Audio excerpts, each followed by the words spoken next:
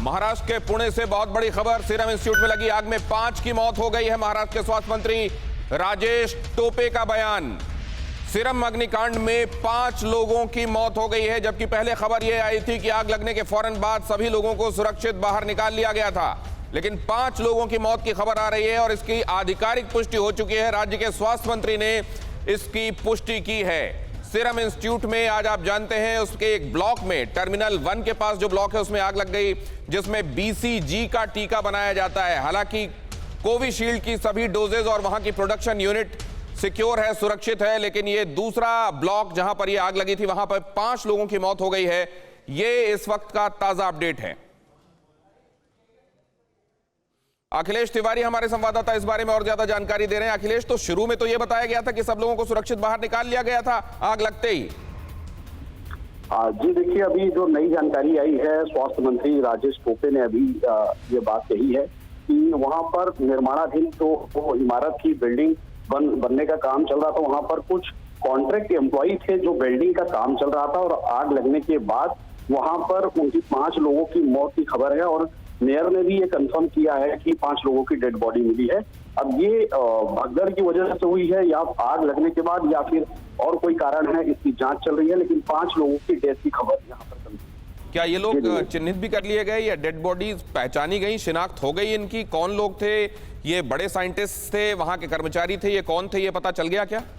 ये अभी जो बिल्डिंग का काम चल रहा था, कॉन्ट्रैक्ट एम्प्लॉई बताए जा रहे हैं। जो प्राथमिक जानकारी है कि ये यहाँ पर कॉन्ट्रैक्ट एम्प्लॉई थे और वहां पर निर्माण का काम चल रहा था बिल्डिंग के अंदर, और वो कॉन्ट्रैक्ट एम्प्लॉई सभी पुरुष है।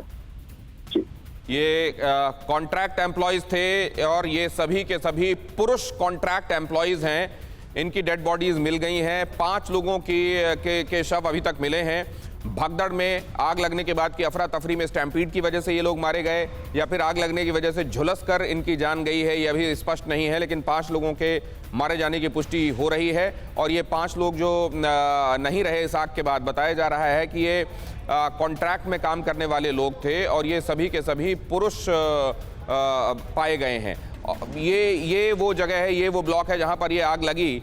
आज दोपहर में ये खबर आम हुई कि यहाँ आग लग गई है और दमकल की गाड़ियां आग बुझाने के काम में लगी हुई हैं। पहले ये कहा जा रहा था कोई जख्मी नहीं हुआ है, लेकिन अभी निकाला गया। 5 लोग मारे गए। ये जो लोग आज जिनकी मृत्यु हो गई है वो शायद अभी जो अनुमान लगाया गया है उसके हिसाब से वहाँ पे ये बिल्डिंग जो थी वो अंडर कंस्ट्रक्शन थी, तो शायद वो उस बिल्डिंग में काम करने वाले शायद वर्कर से, ऐसा अनुमान अभी लगाया जा रहा है। कॉज ऑफ फायर किस वजह से आग लगी, ऐसा कुछ जानकारी मिला है? कॉज ऑफ फायर का तो अभी फाइनल हमारे सामने ये नहीं आया, लेकिन ऐसा उसमें भी लगाया जा रहा है अनुमान कि वहाँ पे जो बिल्डिंग का काम चल रहा था, वहाँ पे जो वेल्डिंग का काम चल रहा था, इलेक्ट्रिक का काम चल रहा था, शायद उसी वजह से वहाँ पे आग लगी है। Thank you.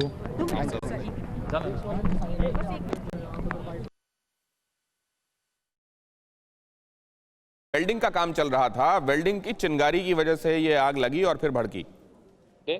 आपल्या लोकांना यश आलं, परंतु ज्या वेळेला शेवटच्या मजल्यावरती ही लोक पोहोचली त्यावेळेला हे लक्षात आलं की त्या ठिकाणी तो संपूर्ण मजलाच जळून खाक झाला होता आणि त्याच्यामध्ये 5 लोक मृत्युमुखी पडले। अब मराठी में वही जानकारी दी जा रही है और ये बताया जा रहा है कि किस तरीके से ये हादसा पेश आया। ये अंदेशा जताया जा रहा है कि यहाँ पर निर्माणाधीन, इसका एक ब्लॉक का एक हिस्सा निर्माणाधीन था जहाँ वेल्डिंग का काम चल रहा था और वहाँ वेल्डिंग के काम के दौरान ही आग लगी और मारे गए लोग वहाँ काम कर रहे मजदूर थे, आशंका जताई जा रही है। परवाह देश की, सोमवार से शुक्रवार रात 10 बजे TV9 भारतवर्ष पर।